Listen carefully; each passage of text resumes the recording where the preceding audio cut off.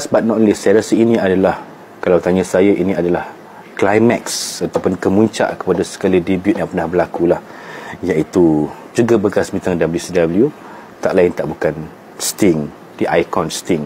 Macam kita tahu, Sting ni adalah franchise of WCW sebagai tulang belakang ataupun orang kata apa, face of the company lah pada waktu itu. Daripada tahun 80-an, 90-an ya, daripada first Sting sehinggalah ke Crow Sting. Tapi bila mana WCW tutup kedai pada tahun 2001, Sting enggan untuk menyertai WCW macam bintang-bintang lain lah.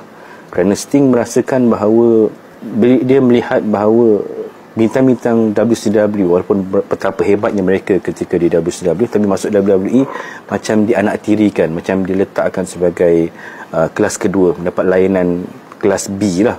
Contohnya macam Booker T dan sebagainya. Jadi Sting kata, aku tak nak lah masuk WWE kalau inilah yang layanan yang bakal aku terima. So tak apalah, tak payahlah. Dan Sting sanggup menyertai company kecil seperti TNA Wrestling waktu itu, dan ia akan memberikan tamparan lah kepada WWE kerana memilih company kecil berbanding WWE kan.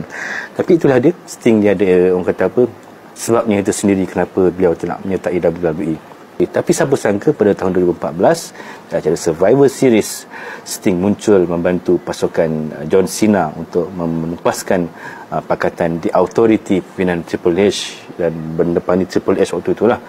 Dan saya betul-betul melompat waktu tu menyaksikan Sting kan. Sting akhirnya di WWE kan, bukan sekadar saya, semualah penonton, pengulas Michael Cole, JBL dan sebagainya. Akhirnya Sting muncul di WWE setelah bertahun-tahun, 14 tahun peminat menantikan.